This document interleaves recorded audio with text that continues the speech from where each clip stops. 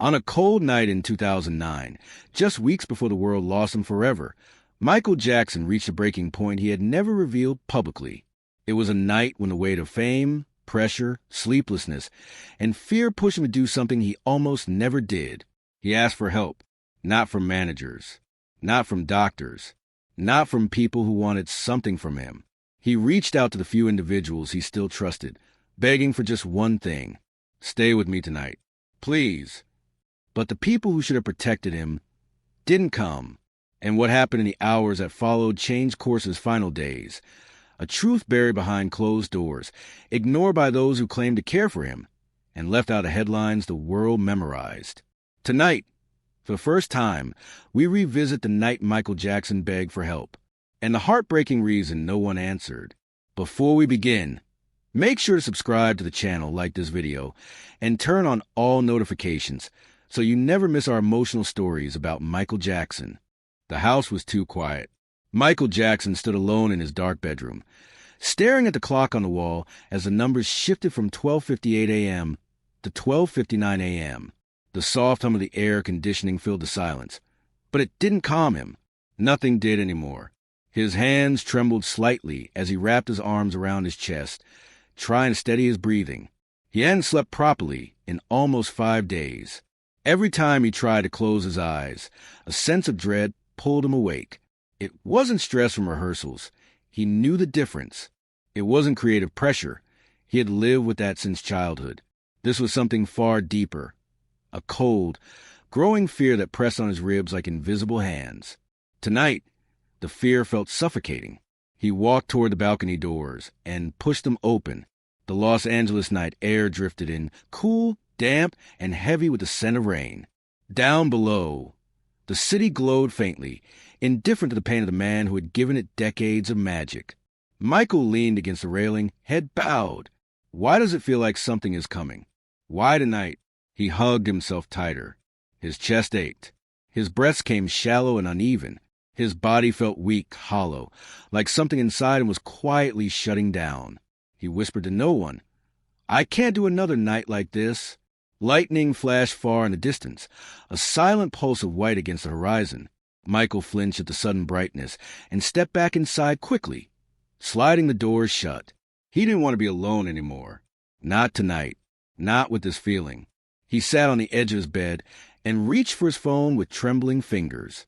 He scrolled through names, managers, assistants, doctors. None of them felt safe.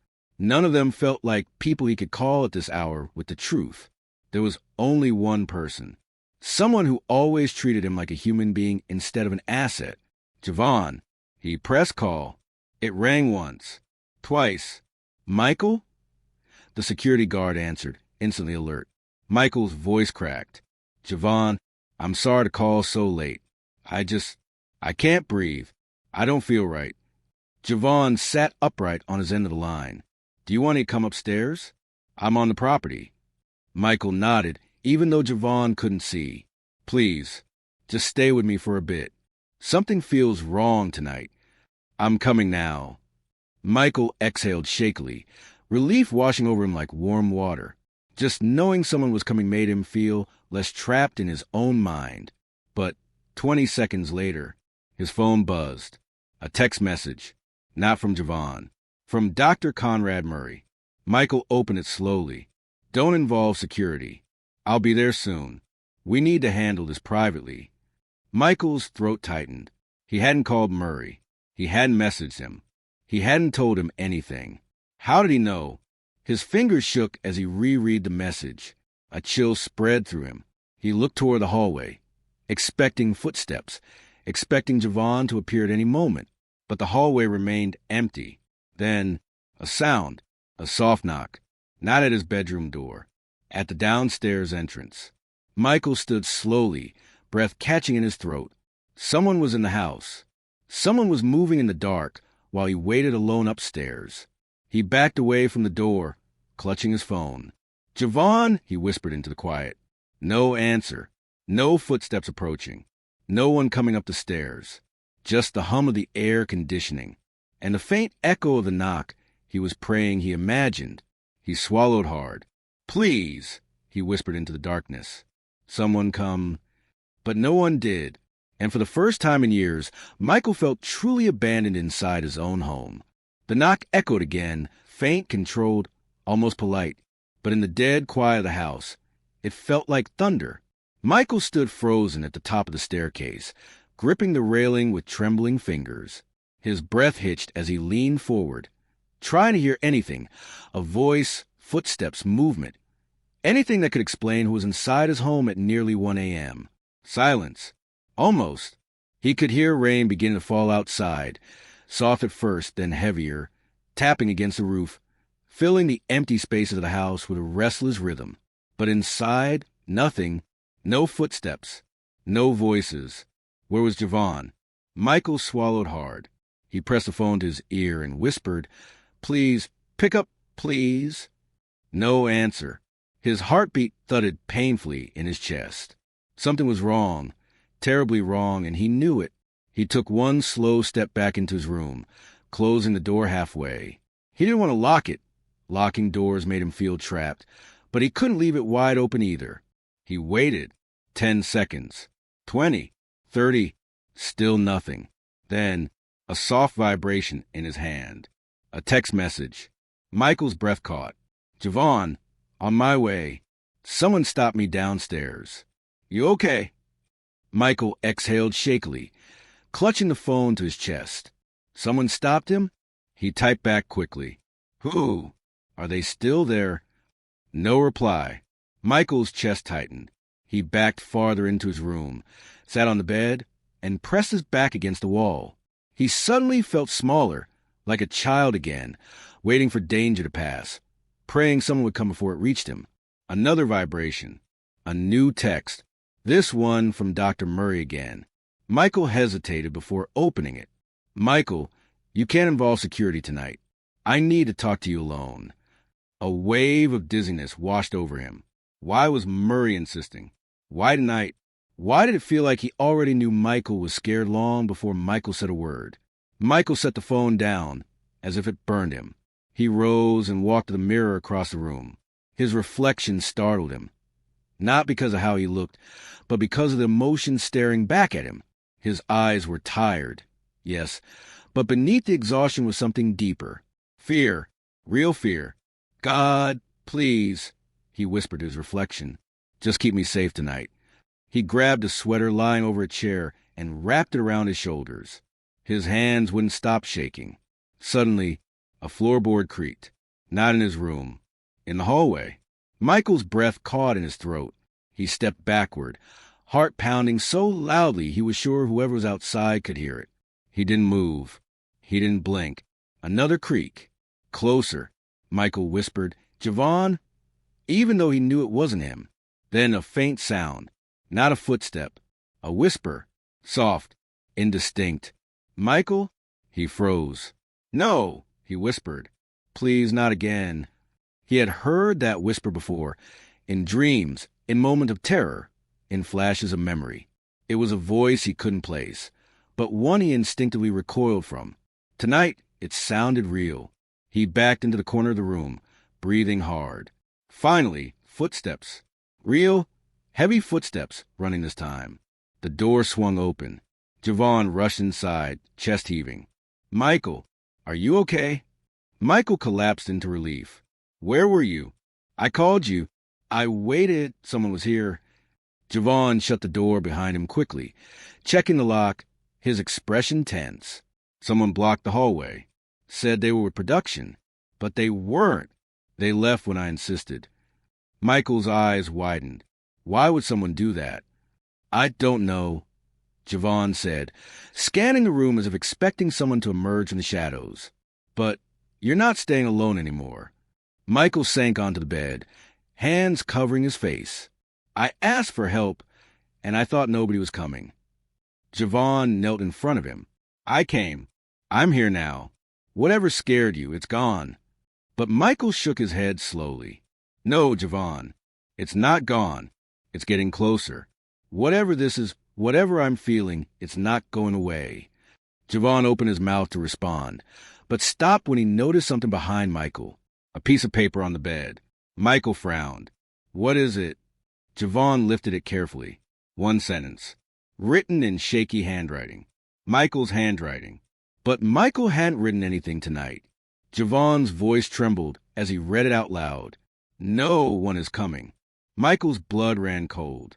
I didn't write that, he whispered, and suddenly the room felt much, much smaller. For several seconds, Michael and Javon simply stared at the piece of paper, both frozen, both silent. The rain outside had grown heavier, pounding against the windows like frantic fingers demanding to be let in. Thunder rolled somewhere far away, shaking the stillness of the room. Michael's hands trembled as he reached for the note, his own handwriting, his own style of loops and slants. But he had not written it. His voice cracked. Javon, tell me you put this here. Tell me someone is playing a joke or... I swear to you, Javon interrupted, eyes wide. I've never seen this before, and I was only gone for a minute. Michael swallowed hard. The air in the room seemed heavier, thicker, almost impossible to breathe. He read the sentence again. No one is coming. The words hit him with a strange finality, like a warning disguised as a truth he didn't want to accept. He dug his fingers into the edge of the paper, holding it like it might disappear. How could this even get in here? Michael asked, voice trembling. Javon glanced around the room again, checking every corner. The balcony doors were closed. The hallway was empty. I saw nobody except the man who tried to stop me. Michael shook his head. This doesn't make sense. He stood and began pacing the room. His breathing quickened. His chest tightened. I've been feeling watch for days. I hear things, voices, things I can't explain. And now this. Michael, Javon said firmly, stepping closer. Look at me. Michael stopped, but his eyes were wild, unfocused. I'm scared, he whispered. I'm really scared tonight. Javon placed a steady hand on his shoulder. You're not alone, I promise you. But Michael didn't relax, because something inside him, something instinctive, something primal, kept whispering the same truth. You are alone. He glanced at the note again, his own handwriting, but not his words. A pressure built behind his eyes, the same pressure that had been haunting him for weeks. He pressed a hand against his forehead, as if trying to hold his thoughts together. Javon, he whispered, what if someone's coming inside the house while I sleep? What if someone's been here this whole time? Javon stiffened at the suggestion. The alarms would have gone off, he said. We would have known. Michael's voice dropped to a fragile whisper. Unless it's someone with access. Javon's eyes narrowed. Who? Michael's gaze drifted to the door, then to the phone lying on the nightstand. A name he didn't want to say, but couldn't avoid. Dr. Murray, he whispered. Javon's jaw clenched. Michael, do you think he wrote this? I don't know, Michael whispered. But he knew I needed help before I called anyone. He texted me telling me not to involve security. And now, he gestured at the note. This. A silence expanded between them, not empty, but heavy with realization. Then, a loud creak from the hallway. Michael's breath hitched.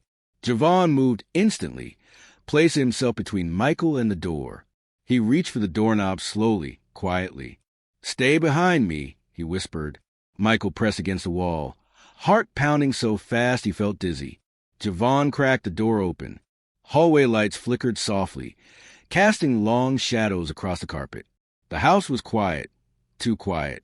Javon stepped out, scanning left, then right. Nothing.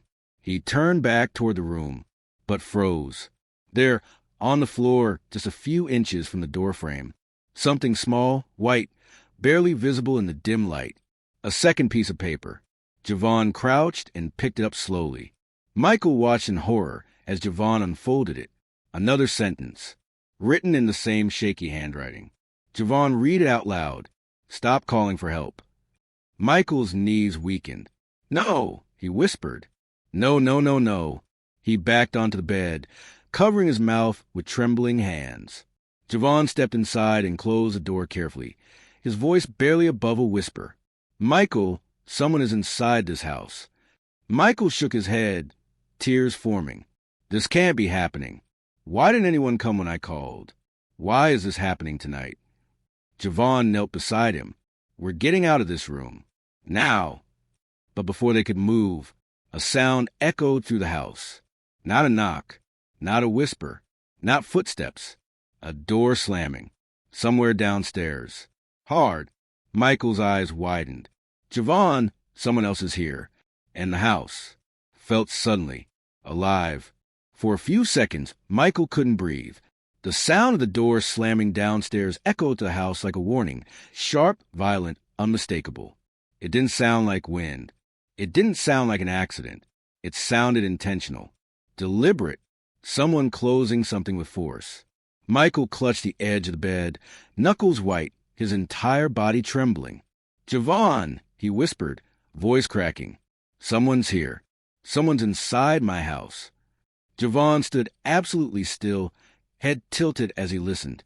His hand hovered near the radio clipped to his belt, ready to call backup, but he hesitated. Something about this night felt different, darker, and he didn't want to escalate things if Michael was already terrified. "I'm going to check," Javon whispered. Michael grabbed his arm. "No, don't leave me alone again. Please." Javon's jaw tightened. He looked toward the hallway, then back at Michael, torn between duty and fear for him. "I promise," he whispered. "I won't go far. I just need to see who's in the house." He gently peeled Michael's fingers from his sleeve and stepped toward the door. But this time, he didn't open it right away. He placed his ear against it first. Silence. Then, the faintest sound. Movement. Soft. Slow. Calm. Someone walking, not upstairs, but in the foyer below. Javon mouthed a word. Footsteps. Michael felt his pulse hammer inside his skull. Not Murray. No assistant would enter without calling.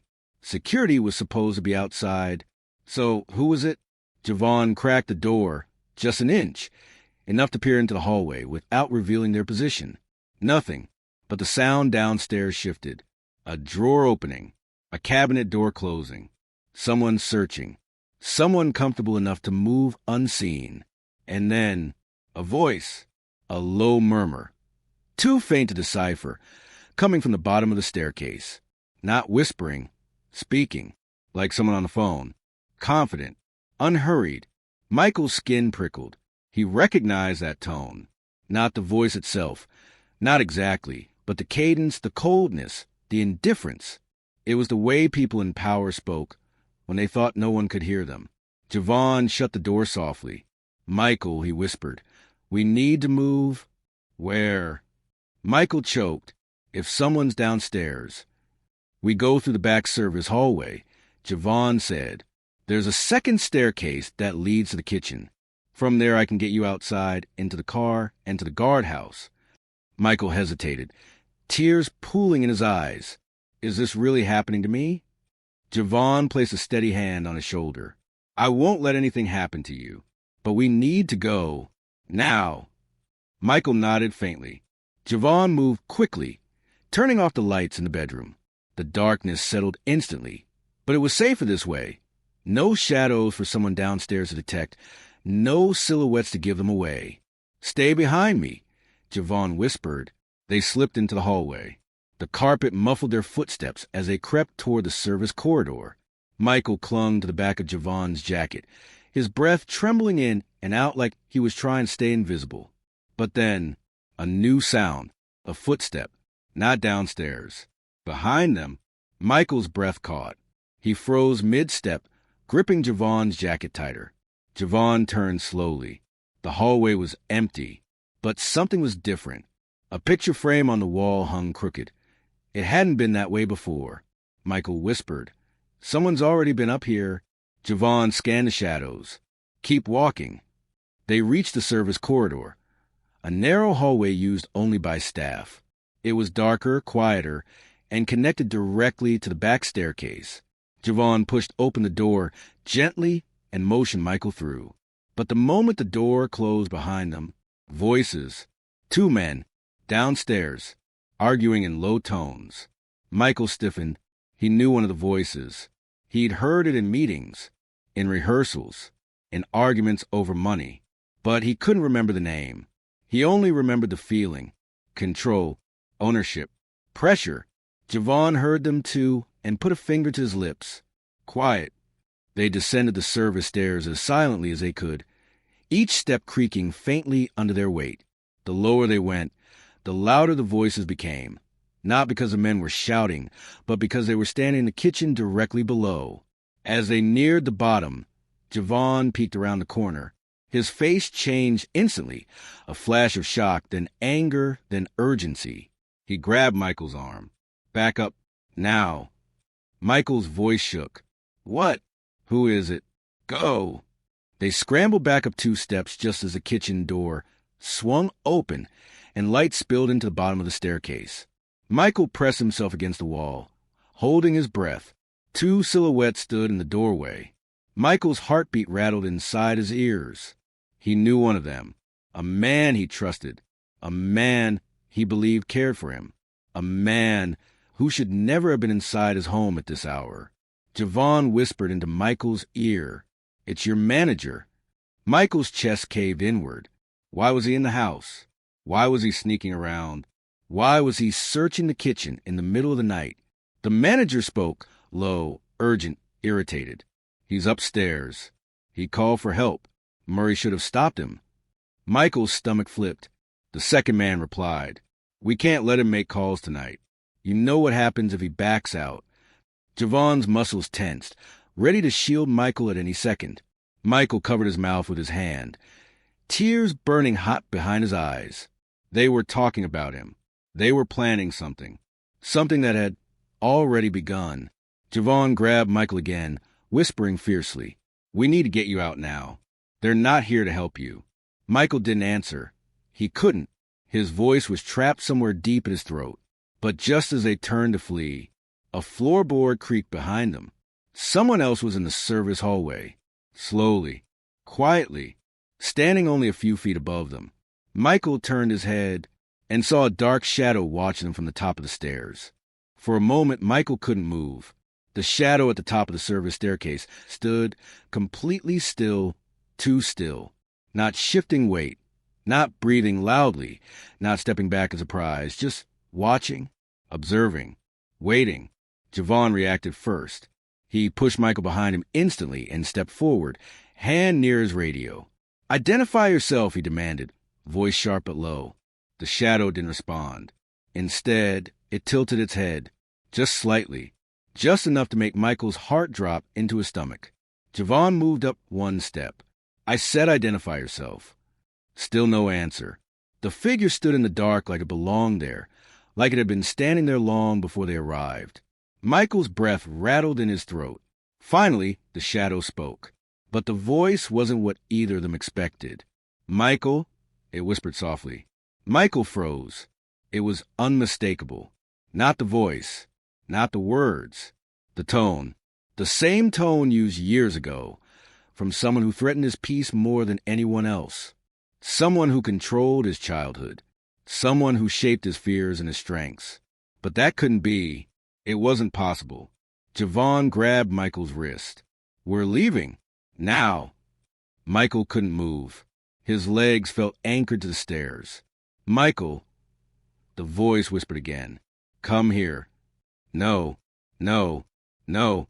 Michael shook his head violently, tears forming. "That's not real. That's not real. That's not real."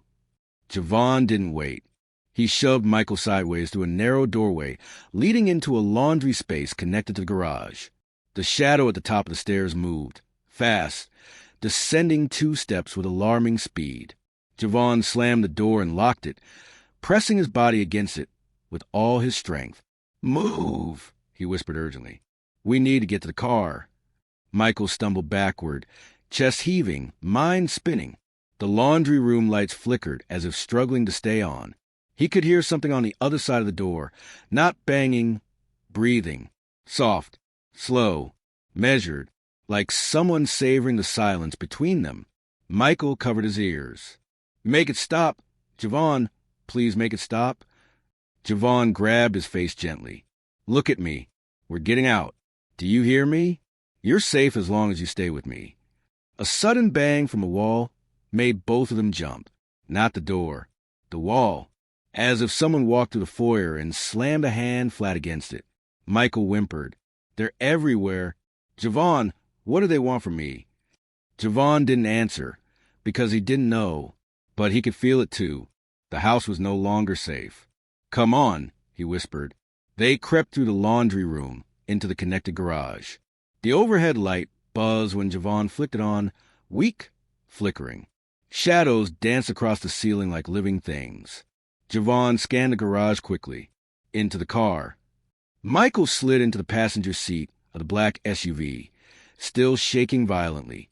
Javon climbed into the driver's seat, but the moment he tried to start the engine, nothing. The car didn't respond. The dashboard lights stayed dead. Javon tried again. Nothing. Michael clutched the sides of the seat. Why isn't it starting? Why isn't it? Javon tried a third time, harder. Still nothing. He slammed his fist on the steering wheel. They cut the power. Michael's hands flew to his mouth. No, no, no, no. Javon leaned closer to him. There's another vehicle outside. We can get to the gate. Michael shook his head desperately. Someone's downstairs. Someone's upstairs. You heard what they said. They don't want me calling anyone. Michael, Javon said, gripping his shoulders firmly. Look at me. I will get you out of this house. Michael's eyes filled with tears. Why is this happening to me? Before Javon could answer, a sound drifted from inside the house. A song. Michael's breath stopped. Someone was playing Childhood. Soft, slow, echoing to the vents that ran across the entire property.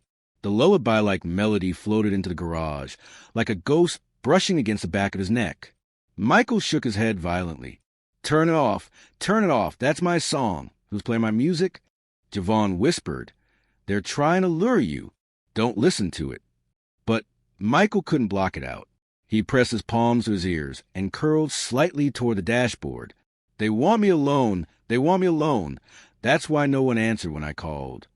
Then a door inside the house slammed again, louder this time. Then another. Then footsteps racing across the floor above them. Not one person. More than one. Javon looked toward the garage exit. The only way out now. We run, he said. Right now.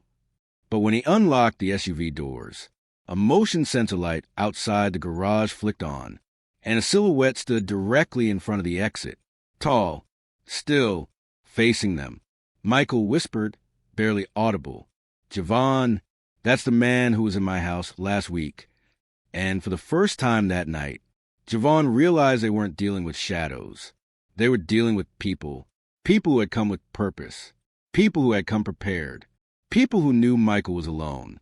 And who knew no one else was coming. The silhouette outside the garage didn't move. Not a step. Not a breath. Just stood there, as if waiting for Michael to open the door himself. Javon tightened his grip on the handle. Stay behind me, he whispered. Michael nodded, eyes wide, chest trembling. The melody of Childhood still drifted through the vents, its gentle nostalgic tone twisted into something haunting, echoing in the cold silence of the garage. The figure finally shifted, a single step forward, slow, confident.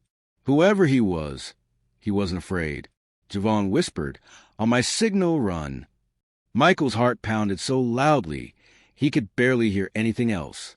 His fingers dug into the passenger seat as if anchoring himself to something real in a night that felt increasingly unreal. The figure lifted a hand and pressed it against the frosted garage window, right at Michael's eye level. A claim, a warning, a message. Javon pushed Michael down behind the SUV and mouthed, now! He threw open the passenger door and yanked Michael outside. They sprinted toward the side exit, the only escape left, their shadows stretching wildly under the flickering motion light. But as they ran, a second figure appeared at the side gate, then a third near the driveway. Michael stumbled backward, breath seizing. They're surrounding the house, he whispered, voice breaking. Javon, we're trapped. No, Javon said fiercely. There's always a way out. But even he wasn't sure this time. He moved quickly, dragging Michael toward the narrow space between garage and the garden wall. It was dark, cramped, barely wide enough for them to squeeze through. But it was cover. It was hope. They crouched low as footsteps moved across the driveway. Slow, heavy steps, the kind made by boots, not sneakers. Someone authoritative. Someone used to being obeyed. Michael's entire body shook uncontrollably. Why are they doing this? Javon didn't have an answer. Not a real one. Not one that would calm him. But he said what he had to. What Michael needed to hear. Because you're valuable. Because people think they own your life. But I'm not letting them take you tonight. Bootsteps stopped mere feet away from their hiding spot. A deep voice spoke, calm, emotionless. Check the garage again. He panicked. He didn't get far. Michael covered his mouth to silence his breathing. Javon leaned forward, muscles tight, ready to strike if anyone approached. The men moved away, their footsteps fading around the corner of the house. Javon grabbed Michael's wrist. This is our chance. Go. They slipped across the garden, staying low behind the hedges. The cold air bit Michael's skin, but he hardly noticed it. His mind was racing. Someone had been inside his home. Someone had cut the power. Someone had come the moment he asked for help. Because they didn't want him asking. Was this coincidence? Was this planned? Was this retaliation for something? Or had someone been waiting for this exact moment of weakness? The back fence came into view, tall, wooden, fortified. But Javon wasn't looking at the fence. He was looking at the maintenance ladder leaning against the gardener's shed. He grabbed it quickly. Help me. Together they lifted it, shaking and uneven, placing it silently against the farthest section of the fence. Up, Javon ordered. Now. Michael hesitated, terrified the ladder would fall, but Javon nudged him urgently. Go. Michael climbed. Each rung felt unstable, each creaked like an alarm. Halfway up, the ladder wobbled violently. Javon steadied it. Keep going. Michael reached the top and threw a leg over the fence, but froze the moment he looked down. Two men were walking along the adjacent street. Flashlights, radios, dark clothes, and they were headed straight for the fence line. Javon, Michael gasped. Someone's coming. Drop into the alley. Javon hissed. I'll follow. Michael closed his eyes, whispered a prayer, and let himself fall. He hit the ground on the other side with a painful thud. But he was free. He scrambled his feet just as Javon climbed over the fence and dropped down beside him. No time, no thinking, just run. They sprinted down the alley, turning corners, darting behind trash bins, weaving through shadows. Michael grabbed Javon's sleeve. Where are we going? To the guardhouse, Javon said. They can't cover every street. If we get to the end of the block. A voice echoed behind them. There, they went that way. Flashlights cut through the darkness. Michael's chest tightened like it was collapsing inward. They ran harder. Javon turned sharply, pulling Michael into the backyard of an empty property. Bushes scratched their arms as they forced their way through. Michael's legs burned. His breath came in short gasps, and tears streamed down his face. Please, he whispered to no one. Please, someone help me. At the far edge of the property was a tall brick wall. Behind it, freedom. Javon knelt. Climb on my shoulders. Michael climbed shakily. Javon pushed upward with all his strength until Michael could pull himself over. Once on top, Michael leaned down. Your turn, hurry. But that's when it happened. A flashlight beam swept across the yard, landing directly on Javon. Stop right there. Michael's heart detonated inside his chest. Javon, go. Climb. Javon didn't climb. He didn't move. He lifted both hands slowly, stepping back from the wall, away from Michael's reach. Run, Javon said quietly. Run and don't look back. Michael shook his head violently. I'm not leaving you. Michael, run. The men closed in around Javon, shouting commands. Michael's vision blurred. His throat tightened. He had two choices. Stay and be captured, or run and live. For the first time all night, he understood why no one came. Because the people who were supposed to protect him were the ones who opened the doors. With one final, agonizing look at Javon, Michael jumped down the other side of the wall, into the darkness of Los Angeles. Alone, terrified, never knowing if Javon survived the night, never knowing who orchestrated it, never knowing the truth the world would never hear. But he did know one thing. He begged for help that night, and no one came.